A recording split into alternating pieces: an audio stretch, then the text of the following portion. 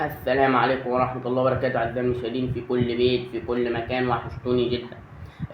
الزمالك هيلعب غدا مباراة أمام البنك الأهلي، لا بديل عن الفوز.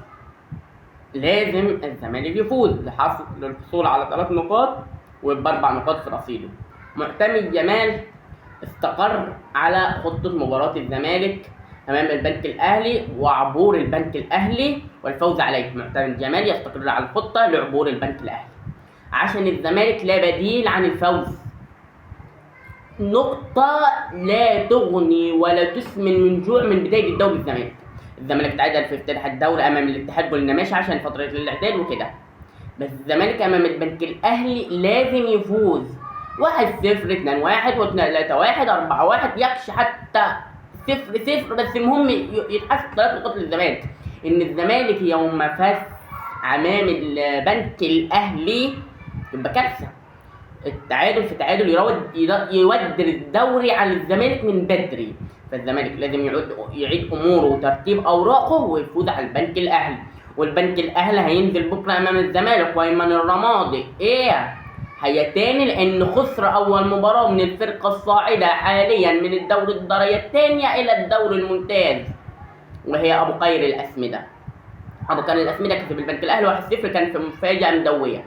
فالزمالك والاتحاد تعادلوا 0-0، والبنك الاهلي تلقى الهزيمه من ابو قير الاسمده. هيلعبوا الجرحين بعض. الزمالك ومعتمد جمال ما قدمهمش حاجه غير الفوز على البنك الاهلي وعبور البنك الاهلي والحصول على 3 نقاط. وايمن الرمادي ما قدموش حاجه امام الزمالك غير يطلع من المباراه باكبر استفاده، واكبر استفاده امام الزمالك لا فوز لا تعادل مع وسط الخساره. فالزمالك اذا تعادل يبقى نقطتين. طب الاهلي لو كسب زد يبقى 6 نقاط. طب لو بيراميدز كسب الفرقه اللي هيلاعبها بيراميدز هيلاعب ابو قير الاسمده اللي كسبت البنك الاهلي هيبقى 6 نقاط. 6 نقاط بيراميدز، 6 نقاط الاهلي، والزمالك نقطتين، يبقى الدوري ابتدى يروح من الاول. فالزمالك يعيد اوراقه ويرتب الاوراق من تاني ويكسب البنك الاهلي غدا. ومعتمد جمال استقر على الخطه اللي هيلعب بيها بكره، وكالتالي حراسه المرمى ثابت المهدي سليمان، قلبي الدفاع ثابتين برضه وهم الونش ومحمد اسماعيل.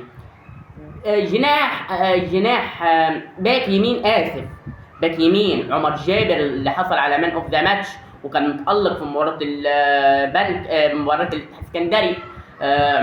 عمر جابر قائد الزمالك ولا اتمرد ولا قال انا عاوز مفتاح قاضي ولا فعمر جابر افضل لاعب في مباراة الزمالك والاتحاد الاسكندري.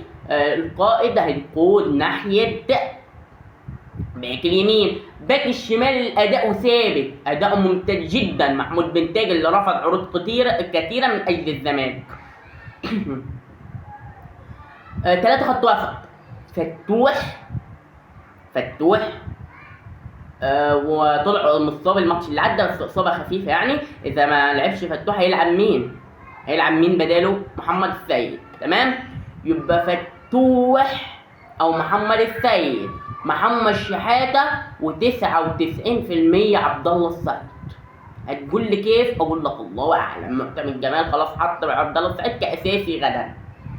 يبقى 3 خط وسط، احمد فتوح لو متصاب مش هيلعب، او عدم جاهزيته مش هيلعب، يبقى يلعب بداله مين؟ محمد السيد، ومحمد شحاته ثابت، وعبد الله السعيد.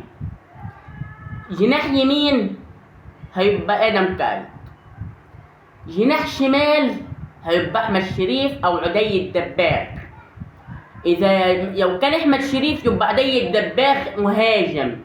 لو كان احمد شريف جناح شمال يبقى عدي الدباغ مهاجم. اسمع الكلام ده. يبقى احنا خلاص استقرنا على ناحيه اليمين ادم قايد. طب ناحيه الشمال لو كان احمد شريف يبقى عدي الدباغ مهاجم. طب لو كان عدي الدباغ يبقى ناصر منسي مهاجم.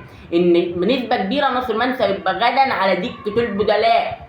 ليه؟ لان الماتش اللي عدى ناصر منسي كانش موفق تماما، كان نازل ما شايفش الملعب، ما كانش عارف يعني ايه مهاجم ناصر منسي. فناصر منسي يوم ما كانش عدي الدباغ ناحيه اليمين ناحيه الشمال اسف، يبقى ما كانش عديد. اسمع الكلام عشان اقسم بالله نحطها. والتشكيله اللي هيلعب بها معتمد جمال ده، فاذا كان لو كان عديد دباغ ناحيه الشمال فناصر منسي مهاجم، لو كان احمد شريف فعديد دباغ مهاجم، لانه عديد دباغ اللداع زي ما انت عايز تقول اللي تتالق مع الزمالك، وكان من احد اسباب فوز الزمالك بالدوري المصري تاني. واخر حاجه عن الزمالك هنتكلم عليها توقعات عبقري كوره لمباراه الزمالك امام البنك الاهلي. توقعات 1-0 للزمالك. ده توقيعي، يخيب يصيب، المهم ده توقيع انا، ما حدش يقول اذا صح طب الحمد لله توفقت، اذا خطا خلاص خطا، بس كتوقيع 1-0 للزمالك. 1-0 للزمالك. والله يحرز الهدف بنسبه كبيره هو عمر الشامي. تمام يا جماعه، اقسم بالله في شيء لما تتكلم عليه تقول زهقنا منه. بزيرة خلص الدوري مع الزمالك، الدوري اللي عدى اللي حصل على الزمالك بالطائره الهليكوبتر، ورسم وشم الراجل البرازيلي اخوان الفينا بزيرة اللي عنده 22 سنه. ده رسم وشم على رجليه فوز الزمالك بالدوري والدوري المصري ممتاز، ورسم الدرع. وجمهور الزمالك ايوه يا بزيرة هترجع، يا بزيرة تتألق، يا بزيرة انت افضل لاعب، يا بزيرة. اتكلم حسن شحاتة نجم نادي الزمالك الاسطوره الكابتن حسن شحاتة المعلم، كل شيء تحب تقول عليه تقول رمز نادي الزمالك حسن شحاتة. اتكلم وجاي لاعب الزمالك وانا الفينا بزيرة بيضحك عليكم، بيبكي ويضحك ويزعج ويعمل كل شيء لما يكسب لما يخسر. ليه؟ لانه بيضحك عليكم وياكل دماغكم بكلمتين.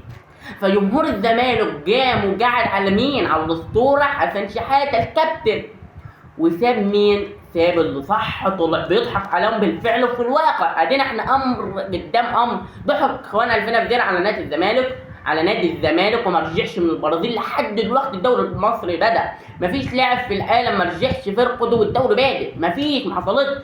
تقول لي متمرد، اقول لك متمرد. تقول له عشان ما حصلش على مستحقات، اي نعم هو ما حصلش على مستحقات من شهر 9 اللي عدى.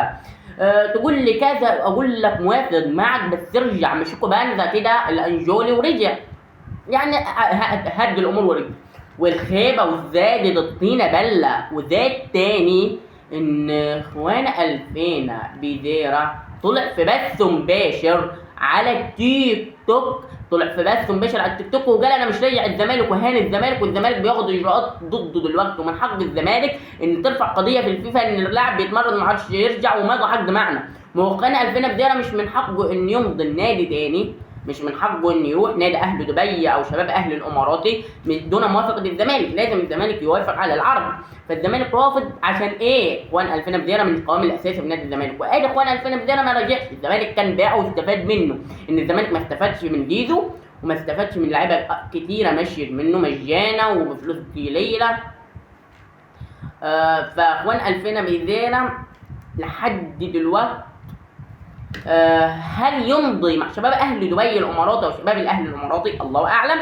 بس اخوان الفينا بزيرة لحد دلوقتي مستقر في البرازيل، بياخد اجازته اللي طولت وما رضيش يرجع الزمالك. التليفونات ما تصدقش حد يقول لك رد على تليفون، ما تصدقش حد يقول اتواصلنا معه، لا الكلام ده عارف تماما من الصحه. هو بعض الشيء ان عمر دياب بيتكلم وبيعملوا معه جلسات زوم وكده يعني عشان يرجع، واللاعب رافض العوده لنادي الزمالك. نقطه من اول السطر. اخوان الفينا بزيرة مش هيرجع الزمالك غير لما يحصل على مستحقاته كامله، وجمهور الزمالك مش هتطيقه. انت كنت عامل نجم واحنا حابينك يا بزيرة، ده احنا غنينا لك اغنيه يا فاموس، ويقول فاموس والكلام كله ده. والله اعلم ضحك على الزمالك ولا ايه، متمرد واللاعب في البرازيل محدش لاقيه يعني. كل اللي بيتكلم ويقول مش راضي، هو تهت ولا في البرازيل يا بزيرة؟ انت بتكلم الزمالك يا راجل يبعت لك طياره تذاكر الطيران ويرجع. القصه مطوله شويه مع اخوانا الفينا بزيرة مش هيروح اي فريق حتى ريال مدريد دون موافقه الزمالك، لان ماضى عقد مع الزمالك. نقطة ومن أول السطر. إمام عاشور يصدم وطني ويرفض الاحتراف ويقترب من انتهاء الأزمة مع الأهلي والعودة للأهلي. إمام عاشور يرفض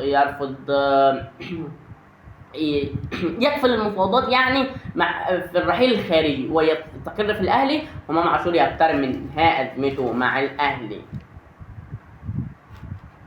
إمام عاشور ينهي أزمته مع الأهلي وهيرجع، يعني خلاص الماتش الجاي ان شاء الله هنشوف امام عاشور كبديل، لان خلاص الازمه بتنتهي مع الاهلي وهيقعد امام عاشور قبل ما يلقى عرضه كويس يليق بامام عاشور، افضل لاعب في الدوري المصري الممتاز وافضل لاعب في كان من افضل اللعيبه في كاس العالم. امام عاشور انهى الازمه مع الاهلي. مصطفى شوبير اوفا، الجنين اللي شوف الاهلي بيجي الاهلي اضعف خط دفاع في الجوله الاولى ومن اقوى خط الهجوم، ان خط الدفاع كارثي والحسين عموته بيحاول يرمم خط الدفاع دلوقتي.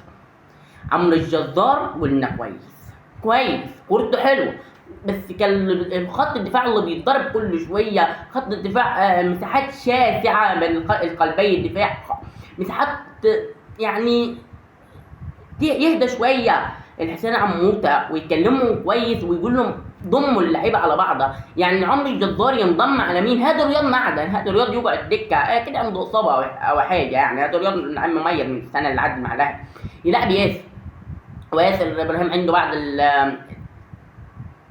الالام في العضله الخلفيه، فان شاء الله يتشافى منها ويرجع معافى ويلعب ماتش يزيد. يبقى ياسر وعمرو الجزار ثنائيه كويسه جدا، او ياسر وياسر مرعي، عمرو الجزار وياسر مرعي،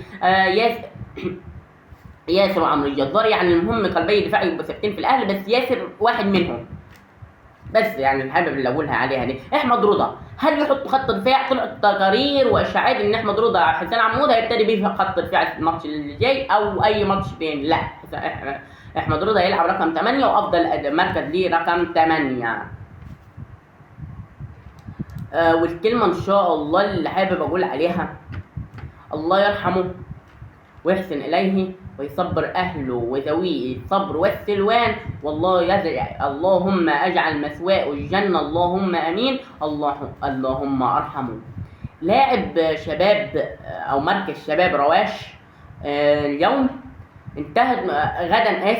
انتهت مباراته امام جي ريش كابالا، رئيس النادي بتاعهم كابالا، احد فرق الدرجه الثالثه او الثانيه، ما في درجه اولى الدوري المصري الممتاز، درجه ادنى دوري المحترفين الف، بعدين ب، هو بيلعب في ب الدوري الدرجه الثالثه يعني في الدوري المصري الممتاز.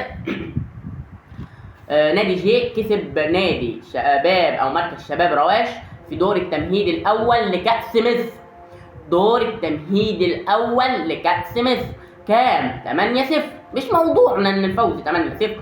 دور التمهيد الاول لعب امبارح وهيلعب النهارده باقي المباريات، او قد لعبوا وانتهت المباريات يعني، بس ما على ما اتذكر ان معيش المباريات كام لسه دور تمهيدي ثاني ثالث رابع. والكاس مصر استقرت اتحاد الكره النهائي في 5 في مايو، والدور ال 32 في نوفمبر من 1 ل 9 او اسف من 1 ل 7 عشان من 9 ل 17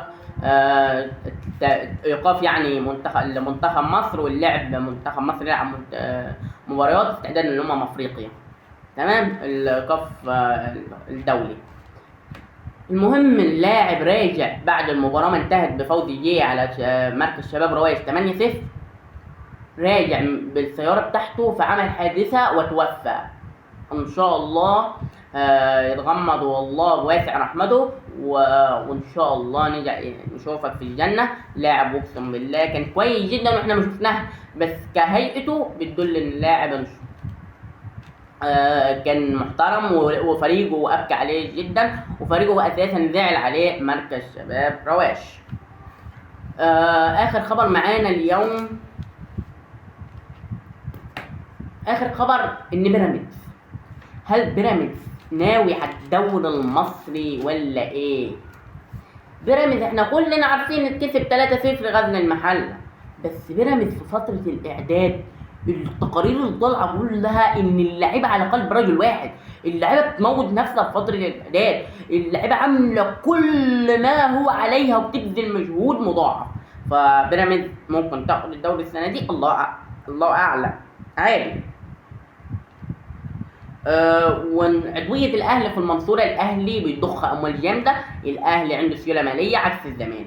فالأهلي عضويته في استاد المنصورة اقتربت من انتهاء العضوية الأولى، وعنده حفلة يوم 4/9، وجز اللي يحيي الحفلة في المنصورة. والسلام عليكم ورحمة الله وبركاته.